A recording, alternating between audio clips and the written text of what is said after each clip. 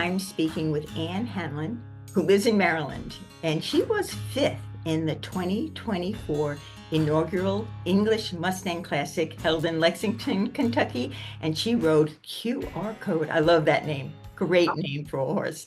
But we're going to back up a little bit. I want you to talk about you. How did you get involved with horses, and how did that become Mustangs? Hi, thank you so much for having me. This is such an honor to be on today.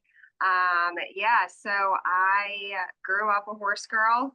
My mom was a small animal vet tech and my dad was a farrier. So it's kind of in my DNA, I guess you could say. I'm pretty certain I could ride a horse before I could walk. But I've kind of done all sorts of things, grew up fox hunting, did some hunter jumpers, and then transitioned into eventing with my Chicatique pony. And after that transition, I didn't really go back to the hunter jumper world, just kind of stuck with fox hunting and eventing. So like I said, I had my heart horse of 20, just shy of 20 years. He was a quarter horse warm blood cross. And I lost him, unfortunately, in January 2018. And that's kind of what led me on my journey to the Mustangs. I got on the BLM internet auction website and instantly fell in love with Woodrow, who's my first Mustang. I won his very competitive bid back in February 2018, and I brought him home in April 2018 and just never expected this journey to become what it's become. But the Mustangs are a huge passion of mine, and that's pretty much all I do now. Well, I think that's fabulous. And it was perfect then for you to enter this competition. So let's talk about the competition. What was it like? Share with our audience what you went through to actually get that fifth place ribbon. Yeah, so it was hard. I would love to sugarcoat it, but I'm not that type. I'm a very honest, kind of straight shooter. And Q, I think, was around Mustang 25 for me. So he certainly was not my first. I had a good bit of experience with some different herd management areas and different, personalities.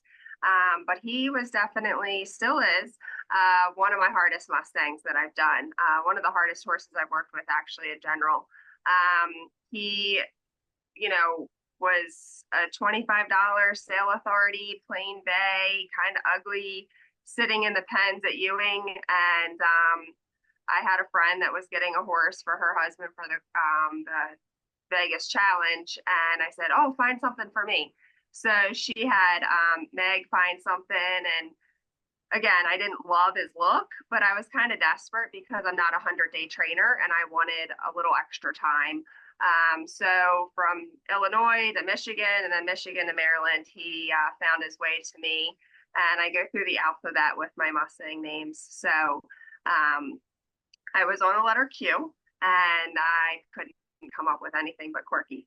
So I didn't want that to stick with him. And his barn name is Q. And when my vet came to do his Coggin, she's like, well, what's his show name? I was like, QR code. So I have created a nonprofit for the Mustangs called the Maryland Mustang Mission and done a lot of work with QR codes and learned a lot about all the wonderful technology that we have. So it was just a very fitting timeline. That's how he got his name, and that's kind of how I came across him.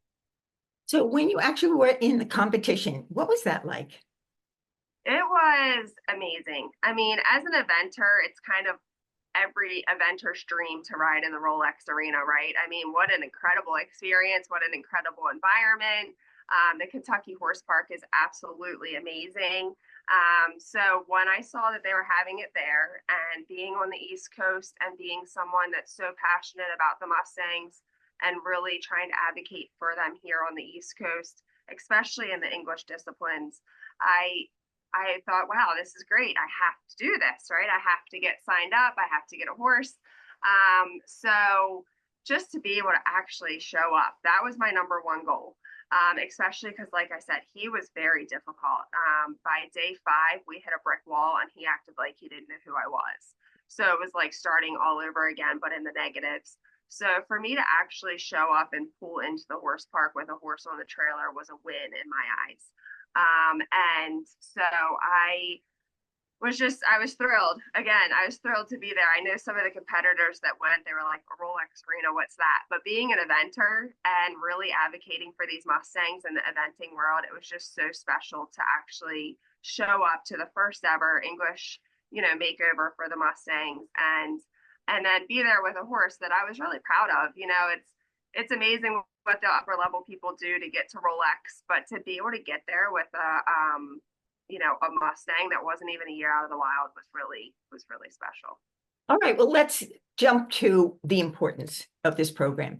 And the real idea is to let people know we need to adopt Mustangs. We need to save these Mustangs. So share with the audience why that is so important.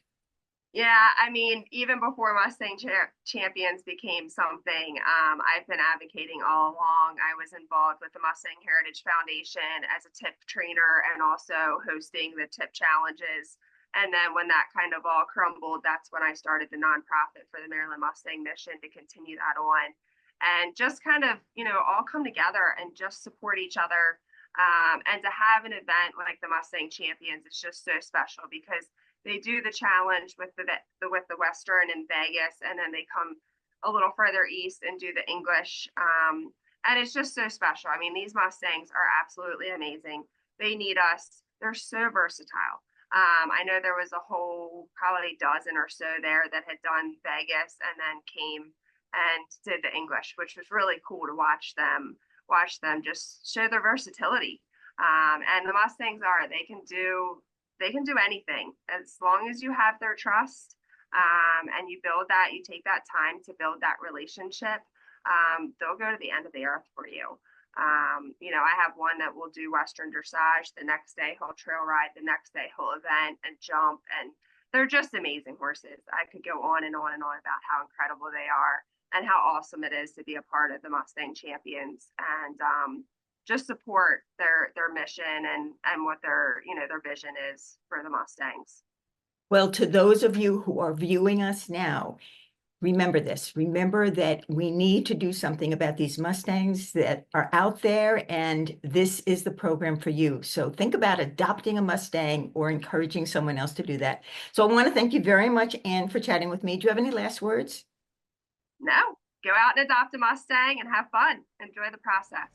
Absolutely. If I could, I would too. Yeah, it's a great journey. I am Diana DeRosa reporting for the EQUUS Television Network.